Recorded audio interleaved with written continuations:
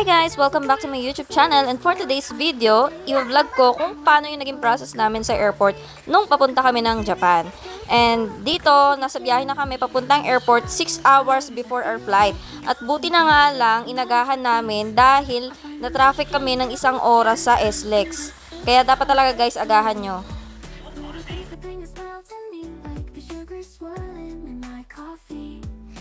Nakarating kami sa airport at 9:30. Buti na lang talaga ang aga namin.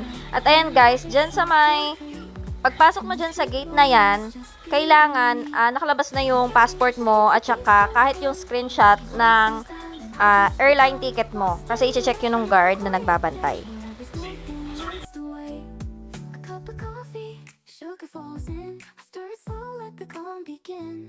In these quiet hours, I feel at ease. Life's little magic in moments like these.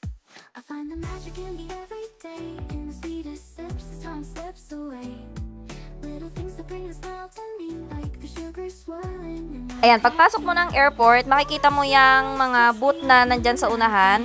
Yan yung magbabayad ka ng travel tax. So ako, mas gusto ko na magbayad ng travel tax sa counter kaysa sa online kasi ang travel tax namin ni Sofia pag bata is 50% off. Tapos pagka online ka kasi nagbayad, alam ko may plus 50 each. So malaking bagay din yung apat kami. Nakatipid ako ng 200. Madali lang naman pumila dito at saka magbayad. So nga pala sa mga senior, walang discount sa mga senior sa mga travel tax. Bale, ang may discount lang ay mga bata. Ang kailangan mo lang para makapagbayad, ipapakita mo lang yung online check-in mo, tapos pati passport. And then, magbayad ka na. Pwede nga pala magbayad through credit card or cash. So, ako credit card na lang para next month ko na lang babayaran, di ba?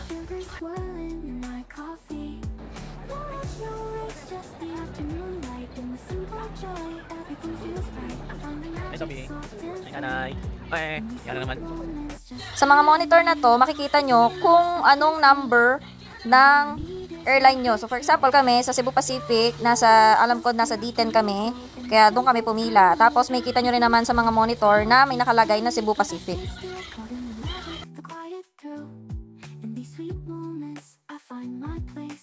Bali, ito na yung dulo ng pila namin. Ganyang kahaba yung Cebu Pacific. Nandun sa may dulo yung pinakapila para sa mga pag-check-in ng gamit. Halos 1 oras din kami inabot pagpila dito. Kaya dapat guys, 5 hours before your flight, nandyan na kayo sa airport kasi sobrang haba talaga ng pila. Pagkatapos namin mag-check-in ng baggage, papunta na kami sa may immigration. So make sure na ang e-travel nyo ay nasagutan na 24 hours before your flight.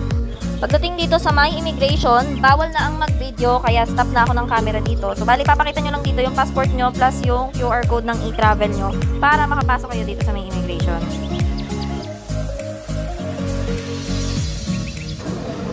Hi guys, so ngayon nandito na kami sa Tapaking. Nakapasa kami sa immigration. Doon kami pumila sa may senior DPWC. Okay, ayan o. Gusto daw sumali ni Sofia sa video. Hi! Anong itsura ng mga nakapasa sa immigration? Ako lang kasi tinitignan eh. Saan kayo punta? Saan tayo pupunta, be? Snowman. No, Japan. Nakamay ka? Nakamay ka? Oh, nakamay. Saan? Saan tayo punta? In the snow. In the snow, snow, snow. Snow. In the snow. Ano gagawin mo doon? Walang snow pagpunta natin ngayon. I'll go picture. I'll go picture. Picture. I'll picture din. Picture daw muna kami. Ayan o, picture. Ayan o, smile. Ayan o, ayan o, okay na, okay na. Let's see. Wala, hindi mamaya na.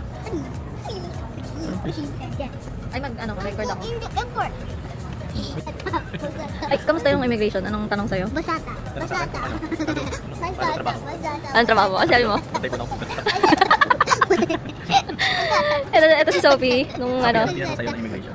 Walang tinanong, pero tumayo ka diba baby? Pinatayo ka nun kanina. And take a picture, sabi niya. Na ikaw, anong tinanong sa'yo kanina sa immigration? Kailan ang uwi niyo? Sa'yo? Yun lang? Yun lang tinanong? Paano niyo po yun? Si Joseph. Ano pa? Ano pa? Kasi po anak niyo yun? Si Joyce. Opo, yun lang. Yun lang. Ay, parang may narinig ako tinanong ka kung anong trabaho mo. Kung nagtatrabaho ka pa? Oo. Oo pala. Sabi mo na eh. Kung nagtrabaho pa daw ako, hindi po. Yung timing mo, tatulog si nanay. Sige. Ano interview sa'yo, Sophie? Anong sabi ko sa kanya? Ayun, so ako naman, nung immigration ko, ang tinanong sa akin, anong trabaho ko? Tapos sabi ko, ako ay virtual assistant. At tinanong kung anong company, sabi ko, wala akong company, direct ako. Tapos yun, okay na. Tapos si Sophia na yung sumunod sa akin. Ganun lang kadali. Pumila kami sa part ng mga senior, at saka PWD, tapos sabay-sabay kami kanina in-interview. Dali. Oo, dali.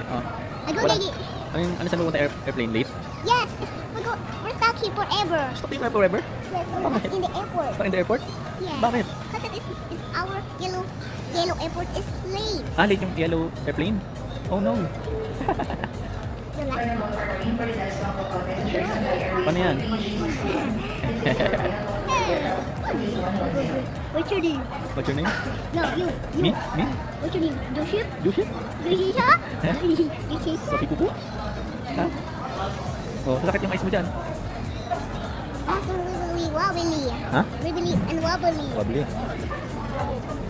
Bali, in-announce na nga na 2 hours malilate ang aming airplane at meron silang complimentary na food and drinks galing Cebu Pacific. Buti dito sa Japan namin, may complimentary food and drinks. Nung nag-Korea kami last year, wala kaming complimentary kahit na late yung airplane. At ito hinahanap namin kung saang part yung pinamimigay na pagkain. Sinabi nung napagtanungan namin na ang affiliated store ng Cebu Pacific itong Tropical Treats. Pero to find out na hindi pala ito at yung kabilang store ang affiliated. Kaso pagdating dito nakakita si Sophie ng itlog. Ayan. At gusto nga magpabili. Pero syempre hindi naman siya nakaubra sa akin kasi ang mahal niya 150 pesos. 50 pesos lang naman yung ganong kiddie egg na yan. Ayan. Tapos lipat na kami sa kabilang store. Pagpunta namin dito sa kabilang store, pagtanong ko, ang available na pagkain nila is lugaw at saka adobo. Ayoko naman ng adobo, kaya lipat kami sa kabilang store sa may dulo naman uli. Andito na kami sa kabilang tindahan at ang pagpipilian lang na pagkain ay siomai rice at saka karage. Ayun, so yung siomai rice niya, akala ko masarap, yung pala yung mga frozen na siomai, kemerut lang. Tapos yung karage, lasang lumang mantika yung pinagprituhan, kaya ayun, hindi rin pala masarap. Sabi tuloy ng nanay ko, sana pala lugaw na lang yung binigay mo sa akin, di ba? Ayun, medyo nagsisi kami sa part na to. At ayan na nga, parang 3 PM na yata kami nakasakay. Ang tagal din ng airplane, lumampas din ng 2 oras. Pero buti na lang kami yung unang nag-boarding dahil kasama si Sophia sa group 1. Kaya isa kami sa mga unang nakapasok sa airplane. Pinas ko gawin sa ano, pinarita. Ay, narita ko sa kanila. Oh, noodles yun. Dumayo ng noodles sa airplane. Cup of coffee, sugar falls in, stir it full, let the calm begin. In these quiet hours, I feel at ease, like simple magic in moments like these. I find the magic in the everyday, in the sweetest sips, time slips away. Little things that bring a smile to me, like the sugar swirling in my coffee. No rush, no race, just the afternoon light. In the simple joy, everything feels right. I find the magic soft and free. In these sweet moments, just being me.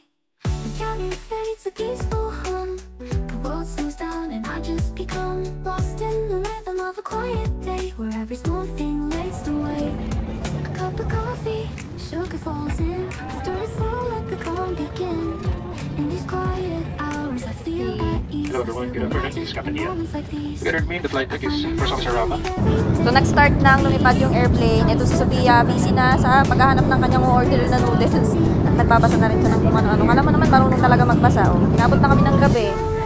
At ito, pababa na kami ng airplane. Touchdown Osaka. Inabot na rin kami siguro mga 8 PM dito sa Osaka. Na dapat ay 6 PM. Yung nanay yun.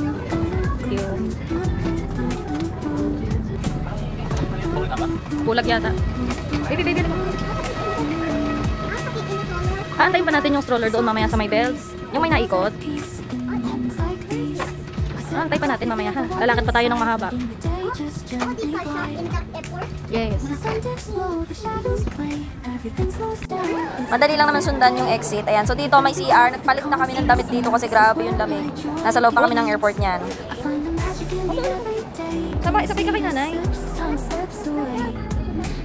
Hey guys, welcome sa Japan. Lamig.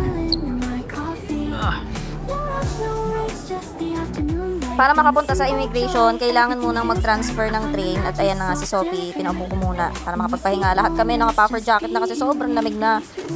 Sobrang layo ng immigration nila. Inabot kami siguro ng 30 minutes pag-transfer, paglalakad. At dito sa immigration, inabot naman kami ng 2 hours sa Maglila. Kaya nakalabas kami ng immigration at around 11:30 na. Alam nyo ba guys, dahil 11:30 na kami lumabas, hindi na kami pinapasok ng train station para sa 11:55 na train. Kailangan daw magpa-reserve ulit kami ng ticket. Bumili na ako sa Klook ng 1,300 para sa aming 4. Hindi ko siya nagamit at sabi dun sa information, hindi na daw pwedeng gamitin yung Klook na yon dahil lalampas na ng mismong araw. So bumili uli ako ng ticket sa Nankai ng 1,100. Just imaginein mo yun, mas mura pala pag dun ka bumili ng ticket. Kaya guys, wag na kayong bumili sa Klook ng Nankai na ticket. Bumili na lang kayo sa mismong station. Mas makakatipid kayo dun. Ay, nakalagpas namin sa airport.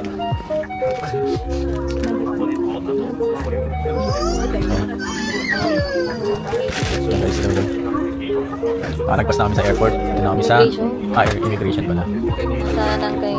O, Nankai yan ang train namin. Train ba? Hindi kami naiwan na kami ng binok na Klook ni Luis. Dahil doon sa delay ng